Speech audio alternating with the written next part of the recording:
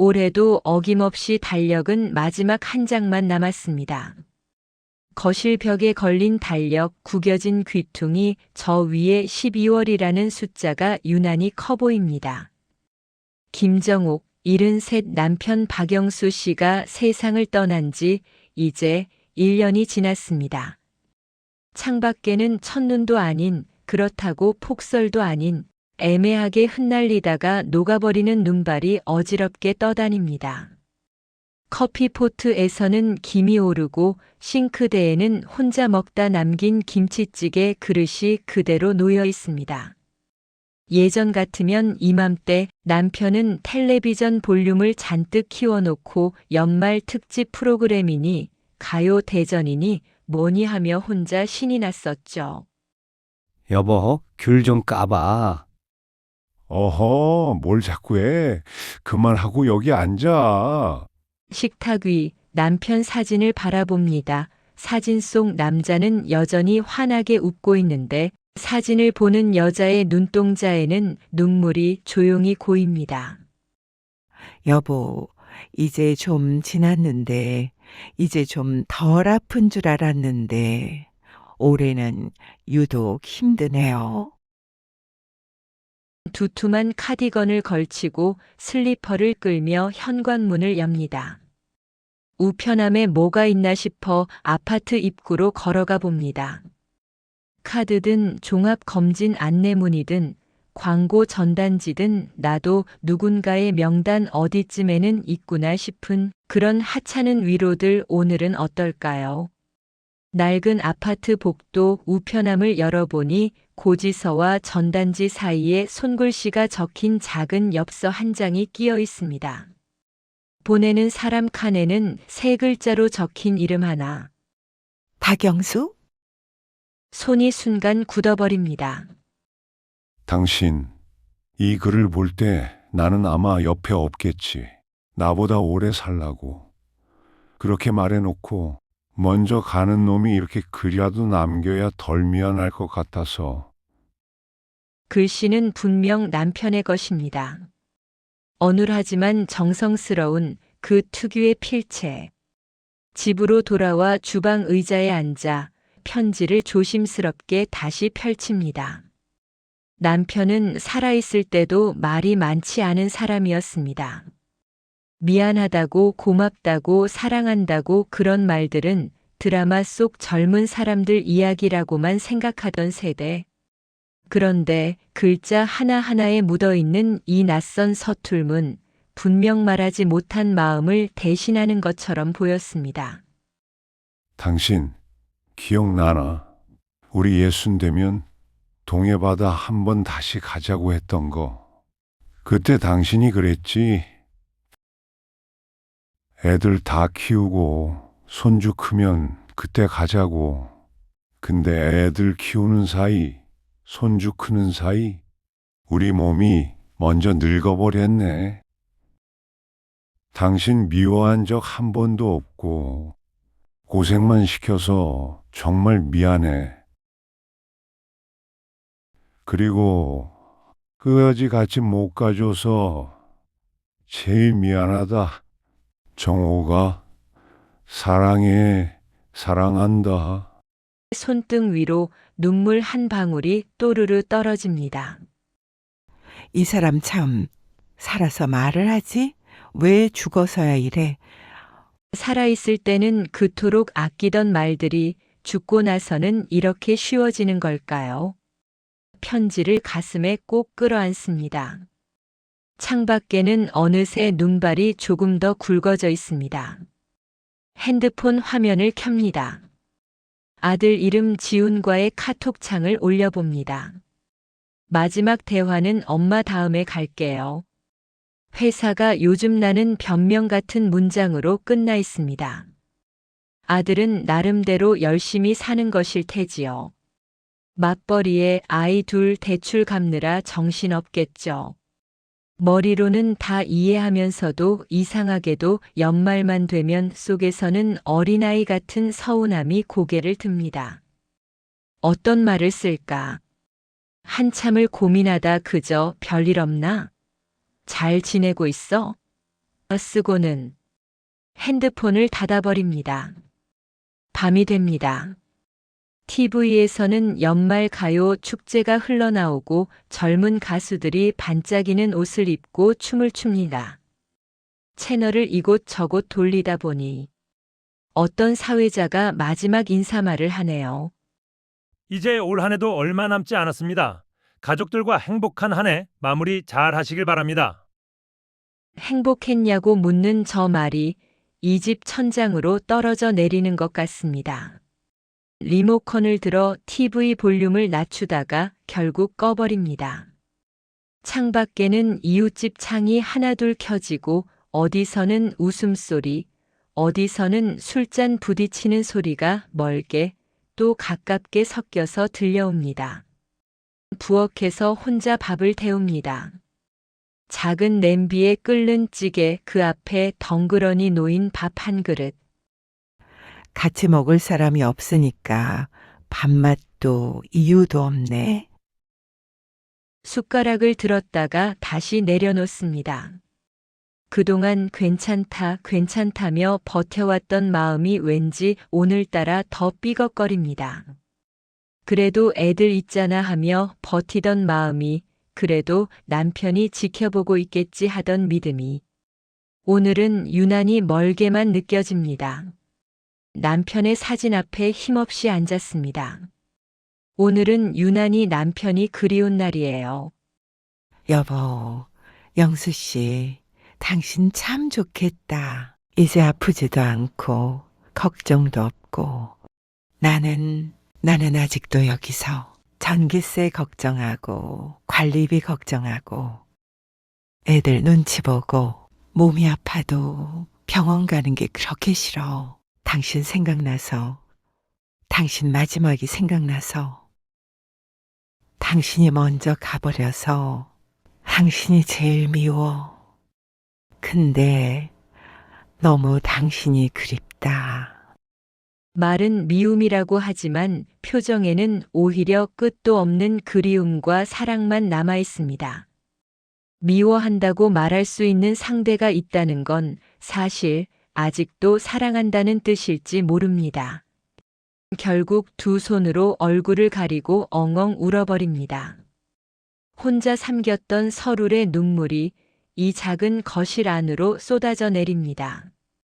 한참을 울다가 숨을 고르며 거실을 둘러보는데 시선이 진열장 위 먼지 쌓인 상자로 향했습니다. 장례식 후 아들 내외가 아버지 물건이라며 상자에 담아놨던 물건이었습니다. 상자를 내려 상자의 뚜껑을 열었습니다. 평소에 쓰던 안경, 오래된 작은 수첩의 연락처들, 지갑, 핸드폰. 핸드폰을 손에 들어 전원을 켜보지만 켜지지 않습니다. 핸드폰을 들고 방으로 들어가 충전기를 연결하고 침대에 걸터 앉았습니다. 한참 후 켜진 핸드폰을 들고 잠시 멍하니 있었습니다. 잠근 패턴을 한참 고민하다가 저와 같은 패턴을 누르니 핸드폰 화면이 바뀌었습니다. 남편의 핸드폰을 제대로 본 적이 없어서 혹시나 했는데 저와 같은 패턴이었어요. 통화 기록, 문자 메시지 이런 것을 보다가 사진첩을 보니 온통 아이들 사진뿐이었습니다. 손주들 사진과 간간히 낚시나 등산 가서 찍은 단체 사진. 그 사진에서 남편의 생생한 모습을 볼 수 있었습니다. 화면에서 녹음 메모라는 버튼이 있어서 눌렀더니 2년 전 음성 메모가 있었습니다. 여보, 나야. 이게 녹음이 잘 되는지 모르겠네. 저는 숨을 덜컥 들이켰습니다. 오늘 병원에서 그러더라. 몸 관리 잘하라는데 내가 얼마나 더 잘할 수 있을지 모르겠다. 혹시라도 말이야, 내가 먼저 가게 되면 당신 혼자 남겨둘 생각하니까 그게 제일 걱정돼서 이렇게 바보 같은 짓도 해본다. 여보, 당신이 제일 많이 한 말이 뭔 줄 알아? 애들 뒷바라지 해야지. 그 말만 하다가 정작 당신은 당신 인생 한번 제대로 못 살았어. 그래서 내가 없으면 제발 좀 당신 하고 싶은 거 하면서 살아. 교회 가고 싶으면 가고, 노인정 가서 사람들 만나고, 여행 가고 싶으면 혼자라도 가. 아들 눈치 보지 말고. 내가 없다고 해서 당신 인생까지 끝나는 거 아닙니다. 여보, 아, 그리고 당신, 나 없다고 너무 울지 마라. 집안에만 있지 말고 당신 웃는 얼굴, 나는 그게 제일 좋았어. 녹음은 조금 어색한 웃음소리와 함께 끝이 납니다. 언제 시작된지 모를 눈물과 울음이 방안을 가득 채웠습니다. 살아있을 때도 잘하지 못했던 말들. 미안하다, 고맙다, 그리고 당신 인생을 살아라라는 조금 늦은 당부. 이른 아침 퉁퉁 부은 얼굴로 일어나 식탁에 환하게 웃는 얼굴 아래 핸드폰과 편지를 내려놓았습니다. 어젯밤 남편의 목소리와 글자들이 뒤섞여 한 문장이 되어 머리에 남았습니다. 당신 인생 살아. 그게 남편이 이 세상에 남긴 마지막 부탁처럼 들립니다. 옷장을 열고 오래 입지 않았던 코트를 꺼냅니다. 목도리도 두르고 모자도 씁니다. 그래. 내가 뭐 대단한 인생을 살 수도 없지만 그래도 나가보자. 마음을 조금만 열어놓았을 뿐인데 세상도 사람도 조금은 다르게 다가오는 것 같습니다. 어제까지는 와주지 않는 사람들을 세고 있었지만 오늘은 내가 먼저 걸어 나갈 수 있는 곳을 한 군데라도 떠올리게 됩니다. 동네의 작은 복지관 앞에서 한참을 망설입니다. 뭐라고 얘기해야 되나 한참을 망설이다가 용기 내서 들어갔습니다. 여기서 제가 배울 만한 게 있을까 해서요. 아, 저희 복지관 처음이세요? 여기 보시면 프로그램이 나와 있어요. 아, 그럼 이런 거는 가격이 어떻게 되나요? 아, 네. 자세히 설명해 드릴게요. 이쪽으로 오시겠어요? 하나하나 들어보고 물어보고 아마 오늘 저 직원 아니었으면 마음의 상처만 또 쌓였을까 싶어서 연신 고마워서 감사하다고 몇 번을 말했는지 모릅니다. 오늘은 노래교실 수업을 바로 들을 수 있다고 하여 수강실에 들어가니 낯선 눈동자들이 저를 바라봤습니다.